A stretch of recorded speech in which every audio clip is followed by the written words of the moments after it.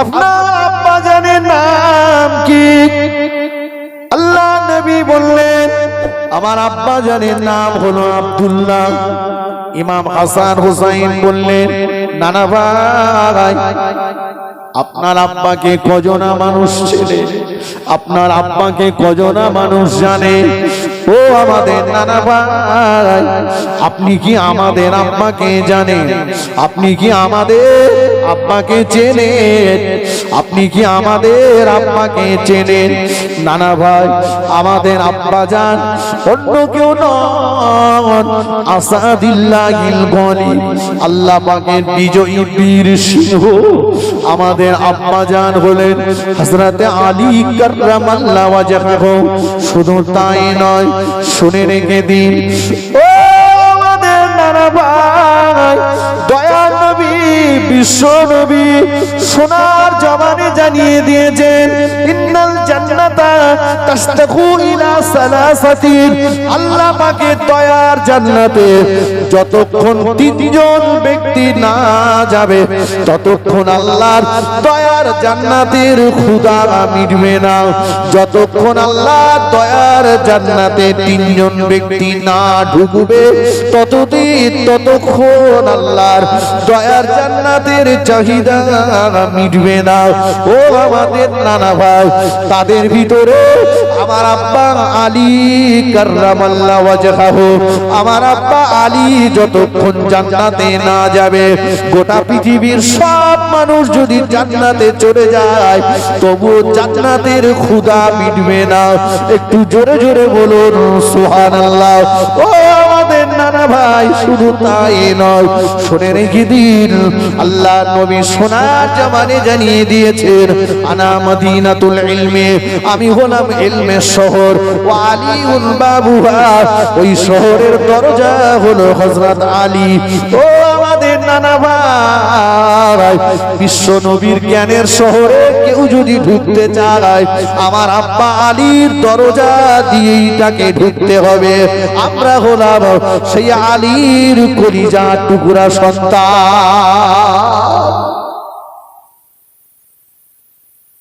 নানা ভাই, এবারে বলুন আব্বার দিক থেকে আপনি বলুন, আমার রাসূলুল্লাহ যে আছে হতভাগী দুটো বাচ্চা, এরা বলে কি? নানা ভাই, আপনার নানার নাম কি? আব্দুল আহাদ চৌধুরী। আপনার নানাকে কজনা মানুষ চেনে? ও আমাদের নানা ভাই, আমাদের নানা ভাই হলেন, আমাদের নানা ভাই হলেন আখির জামানা নবী নূর নবী, দয়া নবী। আমাদের নানা ভাইকে আল্লাহ পাক যদি সৃষ্টি না করতেন তামাম মখলুককে আল্লাহ পাক সৃষ্টি করতেন না। ও আমাদের নানা ভাই, বলুন না আপনার নানিমার নাম কি? বলে আমার নানিমার নাম হলো ফাতেমা। ও আমাদের নানা ভাই, আপনি কি আমাদের নানিমাকে চেনেন? আপনি কি আমাদের নানিমাকে জানেন? আমাদের নানিমাকে স্বয়ং আল্লাহ পাক নিজে সালাম দিয়েছেন। ও নানা ভাই, আমাদের নানিমাকে আল্লাহর ফেরেশতা জিবরাইল আমিন আলাইহিস সালাম নিজে সালাম দিয়েছেন। ও আমাদের নানা ভাই, আমাদের নানিমা হলেন হযরত খাদিজাতুল কুবরা রাদিয়াল্লাহু তাআলা আনহা। একটু জোরে জোরে বলুন সুবহানাল্লাহ। ও ভাইরা আমার, যে ইমাম হাসান হুসাইনের মর্যাদা এত বেশি, যে ইমাম হাসান হুসাইনের সম্মান এত বেশি, উম্মতের ভিতরে একদল উম্মতেরা, একদল মুনাফিকেরা ইমাম হাসানকে বিস্মান করিয়ে মেরেছে, আর এক দলেরা ইমাম হুসাইনকে কারবালার ময়দানে নির্মম ভাবে শহীদ করেছে। যাদের মর্যাদা এত বেশি, যাদের মুহাব্বতে চার পেয়ে জন্তুরা কাঁদত, যাদের পেটের ক্ষুধা জ্বালায় চার পেয়ে জন্তু দরুদের চোখ দিয়ে পানি পড়তো, এই দুপে মানুষরূপী জানোয়ারদের অন্তরে তাদের জন্য মায়া হয়ে গেল। কথা বুঝেননি? এ দুপে মানুষরূপী জানোয়ার, এদের অন্তরে মায়া হয়নি। ইমাম হাসান হোসাইনের খাওয়া হয়নি, পাহাড়ের পাদদেশে যে বসে বসে কাঁদছে, ছাগল ভেড়া বকরি যা ছিল তারা তাদের খাওয়ার বন্ধ করে দিয়ে মুখটা আসমানের দিকে করে তাদের চোখ দিয়ে পানি পড়ছে। এরা চার পেয়ে জন্তু, এদের দয়া হয়েছে, কিন্তু দু পেয়ে জন্তুর দয়া হয়নি। সেই দুপের রক্তের ধারা এখনো কিন্তু দুনিয়াতে আছে। কথা বুঝেননি? শেষ হয়নি।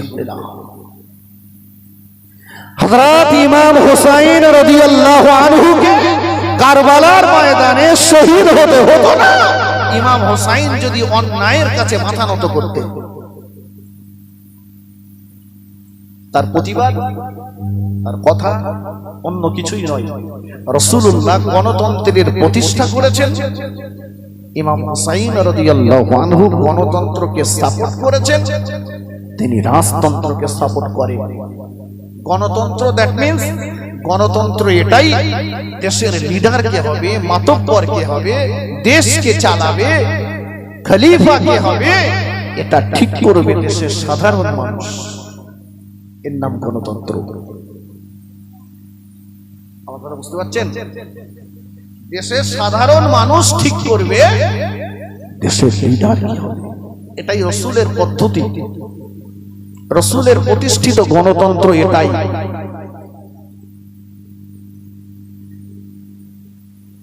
বাবা ইমাম হুসাইন রাদিয়াল্লাহু আনহু কুফার গভর্নর, রাসূলুল্লাহর সাহাবী আমিরে মুআবিয়া রাদিয়াল্লাহু আনহু, আল্লাহ রাসূলের একজন বুজুর্গ সাহাবী ছিলেন। উনি ওনার ইন্তেকালের,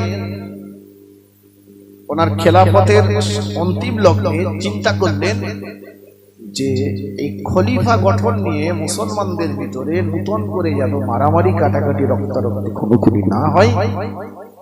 তাই উনি শেষ বেলাতে নিজের ছেলে ইয়াজিদের নামে মানুষের কাছে বায়াত গ্রহণ করতে লাগলেন। কুফা, বসরা, সিরিয়া বায়াত করতে লাগলেন। অনেকেই তারা ইয়াজিদের বায়াত গ্রহণ করল।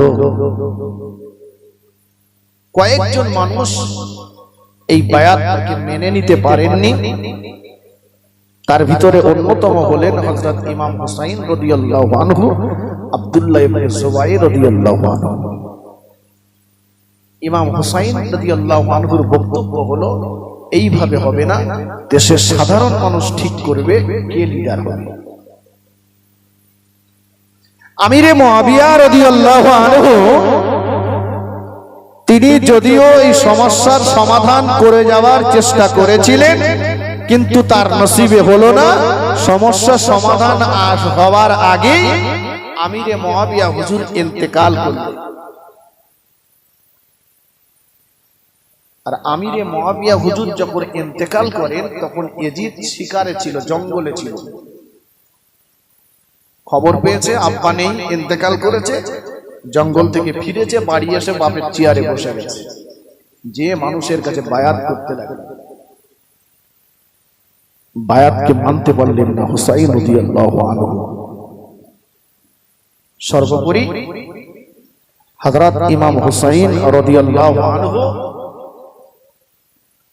তিনি এর প্রতিবাদ করবেন, তিনি এটাকে সমর্থন করবেন না, এ চিন্তায় তিনি। ওদিকে কুফা থেকে এক এক করে ইমাম হুসাইন রাদিয়াল্লাহু আনহুকে লক্ষ্য করে চিঠি দিতে লাগলো। চিঠি আস্তে আস্তে 150 মতো চিঠি এসে হাজির হলো। তারা ওই চিঠিতে লিখেছে ইমাম হুসাইন রাদিয়াল্লাহু আনহুকে লক্ষ্য করে, হুজুর আপনি কুফাতে আসুন, আমরা ইয়াজিদের এই খেলাফতকে মেনে নেব না, আমরা আপনার হাতে হাত দিয়ে বায়াত হয়ে আমরা আপনার বায়াত গ্রহণ করব, আপনাকে আমরা নেতা লিডার বলে মেনে নেব। যখন এক এক করে 150 চিঠি চলে আসলো, তো ইমাম হুসাইন রাদিয়াল্লাহু আনহু এবারে কুফাতে যাওয়ার জন্য সংকল্প করলেন। আলোচনায় মাশওয়ারায় সিদ্ধান্ত হলো ইমাম হুসাইন রাদিয়াল্লাহু আনহু যাওয়ার আগে চাচাতো ভাই মুসলিম বিন আকিলকে পাঠিয়ে দেবেন,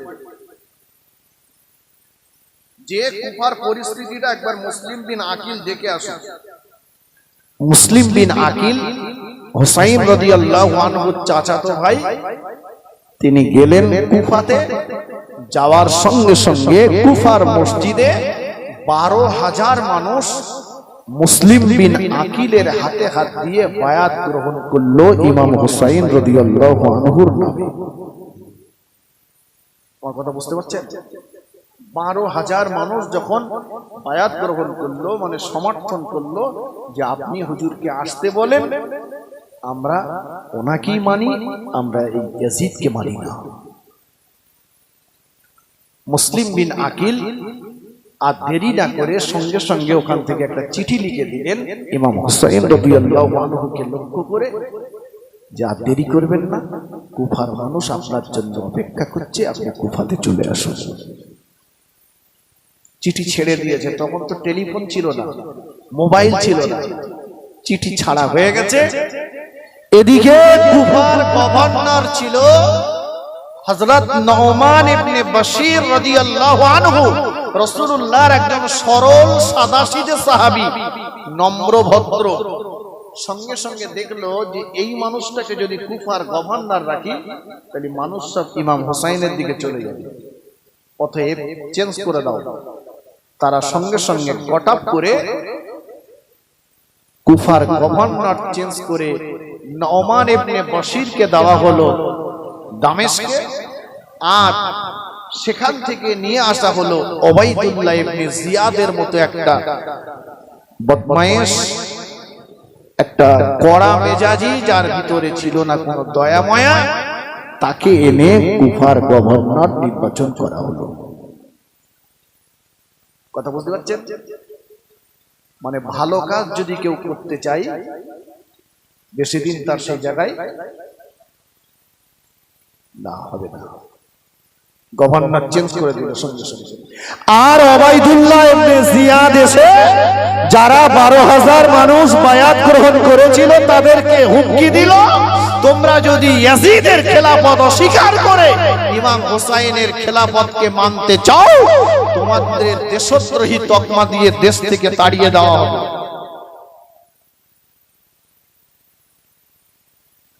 তোমাদের জেলখানায় ভর্তি করা হবে। যদি টাকার দরকার হয় বলো, কত টাকা লাগবে আমি দেব, কিন্তু ইয়াজিদকে ছেড়ে ইমাম হুসাইনের দিকে যাওয়া যাবে না। কিছু মানুষ ভয়ে আর কিছু মানুষ লোভে। কিছু মানুষ, কথা বলুন, ভয়ে আর কিছু মানুষ লোভে, টাকার লোভে তারা রাতারাতি পরিবর্তন হয়ে গেল। পরিবর্তন মুসলিম বিন আকিলের পক্ষে আর লোক নেই। 11,970 জন মানুষ ঘুরে গেল, মানে 30 জন মানুষ আর পক্ষে।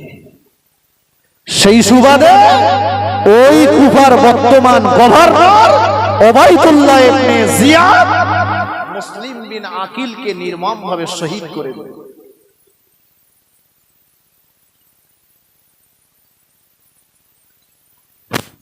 চিঠি তো চলে গেছে, চিঠি আর কে আটকাবে? ইমাম হুসাইন রাদিয়াল্লাহু আনহু পেলেন মুসলিম বিন আকিলের হাতে 12,000 মানুষ বায়াত গ্রহণ করেছে, আর দেরি করা যাবে না, কুফায় যেতে হবে। হযরত আব্দুল্লাহ ইবনে উমর রাদিয়াল্লাহু আনহু, আব্দুল্লাহ ইবনে উমর রাদিয়াল্লাহু তাআলা আনহু সামনে এসে হাজির হয়ে গেলেন। কোথায় যাবেন ও নবী পাকের দৌহিত্র ইমাম হোসেন, হুজুর আপনি কোথায় যাবেন? ইমাম হোসেন বলল, ও আব্দুল্লাহ ইবনে উমর, আমি কুফার জমিনে যাব। কুফার জমিনে 12,000 মানুষ মুসলিম বিন আকিলের হাতে হাত দিয়ে বায়াত হয়েছে। তারা আমার নানাজির গণতন্ত্রকে মেনে নিতে চায়, রাজতন্ত্রকে তারা মেনে নিতে চায় না। তারা আমাকে 150 মতো চিঠি দিয়েছে। তারা 12,000 মানুষ বায়াত গ্রহণ করেছে। কুফায় চলে যাব, আমি কুফায় যাব। আব্দুল্লাহ ইবনে ওমর বললেন, না, আপনি কুফায় যাবেন না। কুফার মানুষের চরিত্র ভালো না, ওদের জবান একদিকে তো ওদের তলোয়ার আর একদিকে।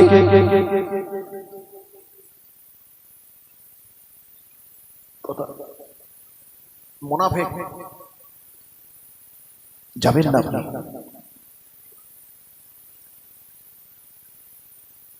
ইমাম হোসেন রাদিয়াল্লাহু আনহু বললেন, না, আমাকে আটকাবেন না, আমাকে আটকাবেন না, আমাকে যেতে দেন। আব্দুল্লাহ ইবনে আব্বাস রাদিয়াল্লাহু আনহু হাজির হয়ে গেলেন। কোথায় যাচ্ছেন? বলছে, আমি কুফায় যাব। যাবেন না, আমি এই কুফা থেকে একটা রক্তের গন্ধ পাচ্ছি।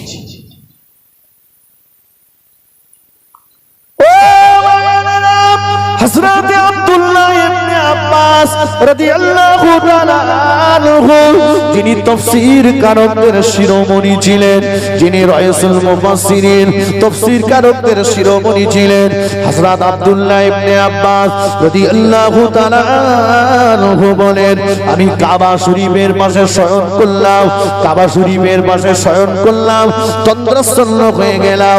আমি স্বপ্ন যোগে দেখতে পেলাম ফোরাত নদীর কূলে, ফোরাত নদীর কূলে কারবালার ময়দানটা আল্লাহ নবীর বেটি খাতুনে জান্নাত ফাতেমাতুজ জাহরা রাদিয়াল্লাহু তাআলা আনহা একটা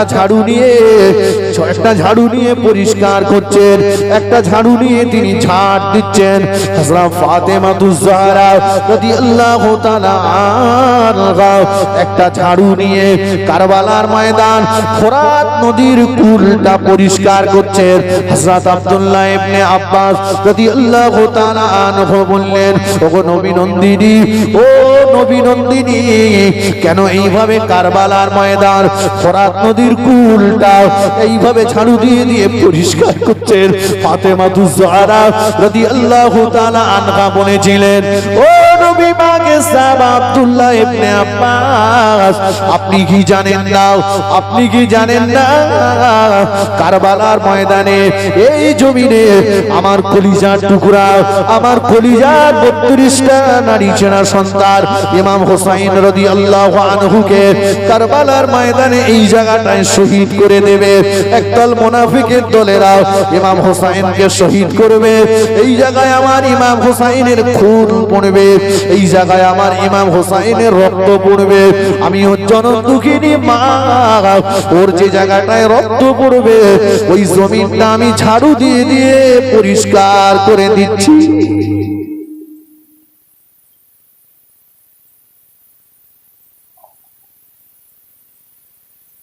আব্দুল্লাহ ইবনে আব্বাস বলছেন, আপনি যাবেন না, আমি গন্ধ পাচ্ছি।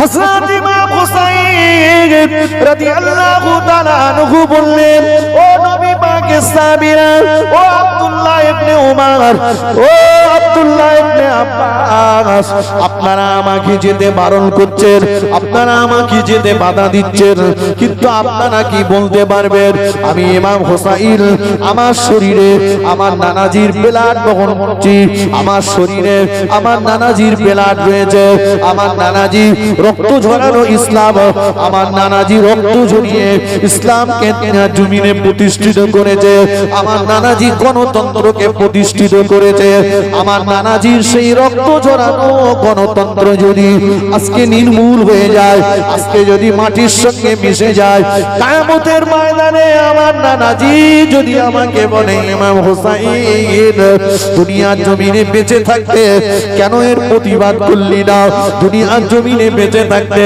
কেন অন্যায়ের প্রতিবাদ করলি না, ও নবী সাহাবীরা কিয়ামতের ময়দানে আমার নানাজির সম্মুখে আমি কোন মুখ দেখাবো? না, আমি আমার নানাজির সম্মুখে মুখ দেখাতে পারবো না। আমাকে বাধা দিও না, বাধা দিও না, আমাকে যেতে দাও, আমি কুফার জমিনে চলে যাব। হযরত ইমাম হোসাইন রাদিয়াল্লাহু তাআলা আনহু ৭২ জন সঙ্গী নিয়ে কুফার দিকে রওনা হয়ে গেলেন। ৭২ জন, ইখতিলাফ রয়েছে, বেশিরভাগ মত ৭২, ৪০ জন পুরুষ, ৩২ জন নারী আর বাচ্চা।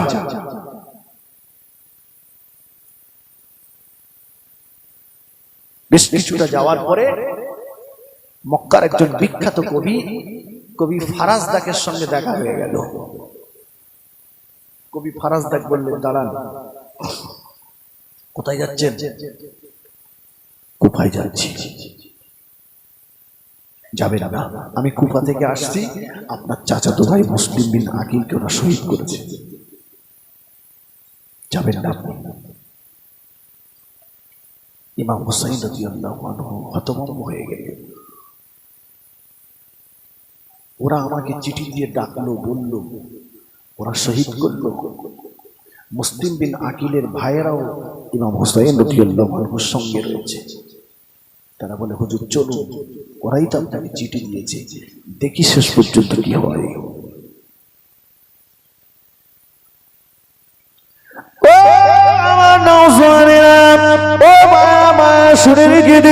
হযরত ইমাম হুসাইন রাদিয়াল্লাহু তাআলা আনহু চলতে লাগলেন। চলতে চলতে ইরাকের কাফসিয়া বলে একটা জায়গায় চলে আসলেন। ওই জায়গায় যে লক্ষ্য করছেন একদল মানুষ তারা এগিয়ে আসছে।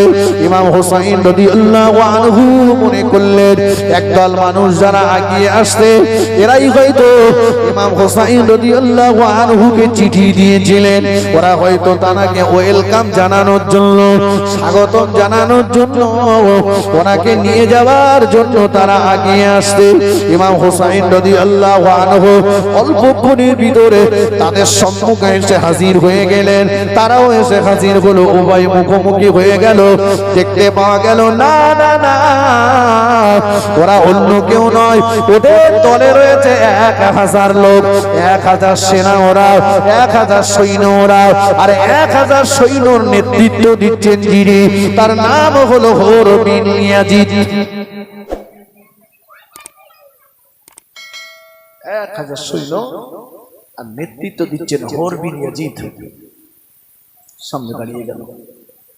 ইমাম হুসাইন রাদিয়াল্লাহু আনহু বললেন, হোর, তুমি আমার রাস্তা বন্ধ করছো? বলছে, হ্যাঁ। কেন? বলছে, আমরা এসেছি আপনাকে নিয়ে যাব কুফার গভর্নর ওবাইদুল্লাহ ইবনে জিয়াদের কাছে। তার কাছে আপনাকে বায়াত গ্রহণ করতে হবে ইয়াজিদের। ইমাম হুসাইন বলছে, হোর, তোমরা আমাকে চিঠি দিয়েছিলে না, যে ১৫০ চিঠি দিয়েছো সেই চিঠির ভিতরে তোমাদের চিঠি আছে না? বলছে, আছে। তাহলে? বলছে, সেদিন চিঠি দিয়েছিলাম, কিন্তু আজকে আমরা আপনার পক্ষে কেউ নেই, আমরা আপনার পক্ষে চলে গেছি। এই কথা বলতে বলতে বলতে বলতেই আসরের আযান হয়ে গেল। হযরত ইমাম হুসাইন রাদিয়াল্লাহু তাআলা আনহু বললেন, এ হোরবি ইয়াজিদ, আসরের আযান হয়ে গিয়েছে, আসরের নামাজ আদায় করব, তোমরা কি আসরের নামাজ আদায় করবে? ইমাম হুসাইন রাদিয়াল্লাহু আনহু বললেন, হোরবি ইয়াজিদ বলল, হ্যাঁ হ্যাঁ, আমরাও আসরের নামাজ পড়ব। ইমাম হুসাইন রাদিয়াল্লাহু আনহু বললেন, তোমরা আলাদা জামাত করে নামাজ পড়বে না আমাদের সঙ্গে একই জামাতে নামাজ পড়বে? ওরা বলল না আমরা আলাদা জামাত করব না, একই জামাতে নামাজ পড়ব। ইমাম হুসাইন রাদিয়াল্লাহু আনহু বললেন তোমরা কেউ ইমামতি করবে না, আমার ইমামতিতে তোমরা নামাজ পড়বে। হরবিন ইয়াজিদ বলল না না আমরা কেউ ইমামতি করব না, আপনি ইমামতি করুন, আপনার ইমামতিতে আপনার পিছনে ইক্তেদা করে আমরা নামাজ পড়ব।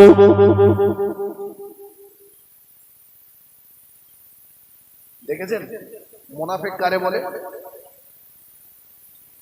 ইমাম হুসাইন হুজুরের জামাতে একই ইমামের পিছনে নামাজ পড়ছে, গাদ্দারিটা কিন্তু সমান বেগে আছে।